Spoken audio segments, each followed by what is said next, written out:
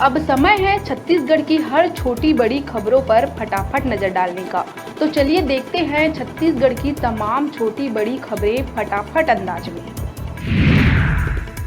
राम मंदिर की प्राण प्रतिष्ठा को लेकर चल रही तैयारियों के बीच भाजपा प्रवक्ता संजय श्रीवास्तव ने कांग्रेस पर साधा निशाना। उन्होंने कहा कि पूरे देश की जनता अयोध्या जाना चाहती है, लेकिन कांग्रेस असमंजस की स्थिति में दिखाई दे रही है। भाजपा जानना चाहती है कि राम मंदिर की प्राण प्रतिष्ठा कार्यक्रम को लेकर कांग्रेस का क्या स्टैंड है। बिलासपुर एसडीएम सूरज साहू ने हल्का नंबर 24 ग्राम सिमरताल की पटवारी गरिमा उर्फ प्रिया द्विवेदी को किया निलंबित। ग्राम रमतला के भूमि खसरा नंबर 174 के बटांकन आदेश पर बिना सक्षम अधिकारी के आदेश के प्रविष्टि दर्ज करने के साथ काटछांट करने की शिकायत पर की गई कार्रवाई। नक्सल प्रभावित क्षेत्र सुकमा में पामेड़ एरिया कमेटी एसीएम सहित थाना भेजी क्षेत्र से एक इनामी समेत 2 नक्सलियों को किया गया गिरफ्तार। गिरफ्तार नक्सलियों के कब्जे से भारी मात्रा में विस्फोटक सामग्री किया गया बरामद। नक्सली बीजापुर और सुकमा जिले क्षेत्र के हैं मूल निवासी। दुर्ग जिले में एक बुजुर्ग महिला की कोरोना से हुई मौत। कैंप निवासी महिला को बीपी, शुगर और अन्य बीमारियों के चलते भिलाई के सेक्टर 9 अस्पताल में कराया गया था भर्ती। बता दें कि 12 नए मरीजों के साथ छत्तीसगढ़ में कोरोना के एक्टिव मरीजों की संख्या पहुंची 31। बिलासपुर सिम्स में मरीजों को घटिया भोजन परोसने पर हाईकोर्ट के चीफ जस्टिस रमेश सिन्हा ने जताई नाराजगी।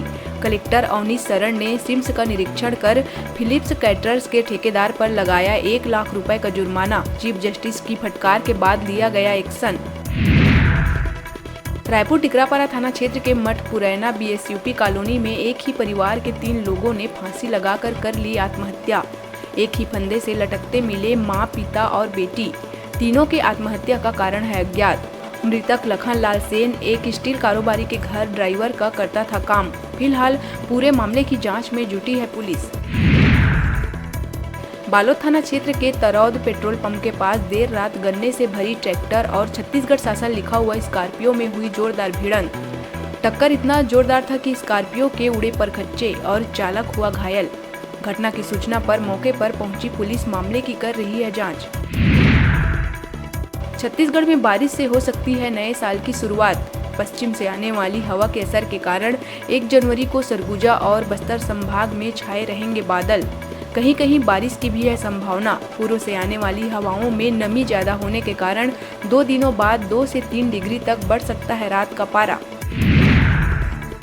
छत्तीसगढ़ एक्सप्रेस से पंजाब की ओर जाने अब रायगढ़ और कोरबा के यात्रियों को बिलासपुर आने की नहीं है आवश्यकता। अब रेलवे ट्रेन को कोरबा तक चलाने का बना चुका है मन। इसके साथ कोरबा से रायगढ़ तक सीधी ट्रेन की सुविधा शुरू करने की भी है योजना। रेलवे बोर्ड की मंजूरी मिलते ही छत्तीसगढ़ एक्सप्रेस का होगा विस्तार। डीआरएम व रेलवे के अन्य अधिकारियों की मीटिंग में यात्री सुविधा बढ़ाने पर हुई चर्चा।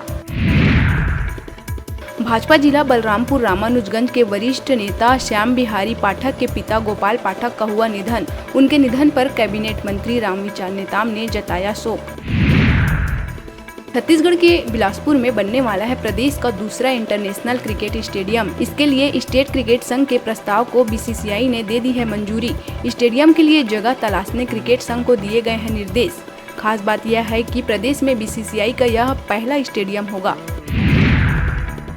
मुख्यमंत्री विष्णुदेव साय और उनकी धर्मपत्नी श्रीमती कौशल्या साय ने बंदरचुआ के पास तुर्की पहुंचकर कुल देवता का किया दर्शन। मुख्यमंत्री साय ने कुल देवता से प्रदेश की सुख समृद्धि और खुशहाली की कामना की। बता दें कि मुख्यमंत्री के पूर्वज स्वर्गीय सरदार भगत साय के स्मृति में मंदिर का कराया गया है निर्माण। छत्तीसगढ़ के खैरागढ़ जिले में धर्मपुर रोड स्थित मनोहर गौशाला में सौम्या कामधेनु गाय के 100 किलो गोबर और गौमूत्र से बनाई गई देश की पहली चटाई, जिसे प्रधानमंत्री नरेंद्र मोदी को उपहार देंगे गौशाला संचालक। 14 किलो वजनी चटाई को 54 कारीगरों ने मिलकर 11 महीने में किया है तैयार। 31 दिसंबर से पहले एक्शन मोड में आ गई है बिलासपुर पुलिस। एसपी के निर्देश पर पहले जुआ और सट्टे के खिलाफ की गई कार्रवाई, फिर दल पेट्रोलिंग पर निकल गए पुलिस अफसर और जवान। असामाजिक तत्वों और गुंडे बदमाशों की धरपकड़ करने के साथ ही ट्रैफिक नियमों का उल्लंघन करने वालों पर की गई कार्रवाई।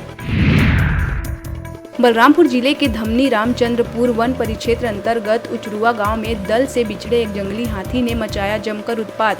7 घरों को तोड़ने के साथ घर में रखे अनाज व बर्तन को पहुंचाया नुकसान। ग्रामीण डर के कारण रात में जगने को है मजबूर। ग्रामीणों ने कहा, वन अमला हाथियों की निगरानी में है नाकाम। अभी वक्त हो चला है छोटे से ब्रेक लेने का, तो देखते रहिए न्यूज़ 36 छत्तीसगढ़ की आवाज़।